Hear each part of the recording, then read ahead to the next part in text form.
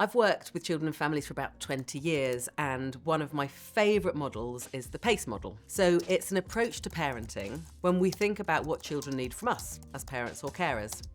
It was developed by Dr. Dan Hughes, who is a fabulous clinical psychologist who I've had the privilege of being trained by, and it's couched in the importance of attachment relationships.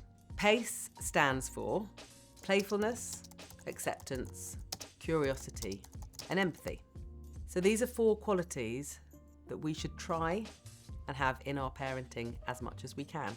Because when we consistently have these qualities, we can facilitate the development of a secure attachment relationship. In another reel, I talk more about what a secure attachment relationship is and looks like. Because when you develop this and when you support your child through P.A.C.E, you feel more connected to them, and not only does your child benefit, but actually taking a P.A.C.E approach makes parenting feel more rewarding and less stressful. So it helps your child feel understood, allows you to work through difficult situations together. And not only do these qualities of parenting improve your relationship, but they actually help your child develop their emotional and behavioural development, which go hand in hand. Relationships that are secure and helpful lead to longer-term emotional and behavioural well-being. So P.A.C.E is an interpersonal stance. It's an attitude rather than a specific technique or strategy. And although it was initially developed to support children who had a difficult start to life, when parents were unable to give them what they needed, it's actually relevant to all of us. So when I've been developing therapeutic parenting groups, which I do quite regularly, I come back much more paceful. I'm much better at it, and I even try to use it with my partner, my friends and my colleagues, as well as my children, and it actually makes a big difference to that connectiveness. So I'll talk through each element. The first one, playfulness, is about trying to keep communication positive, keeping it light and playful whilst having fun with your children.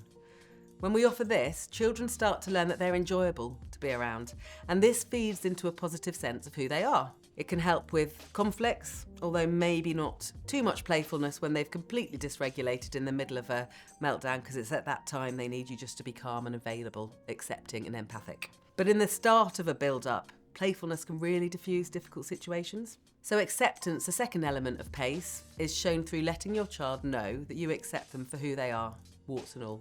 It's not about condoning unhelpful behaviour, but it's about showing your child that you understand that there are things, thoughts, wishes, feelings, driving this unhelpful behaviour, and that you accept this and therefore them.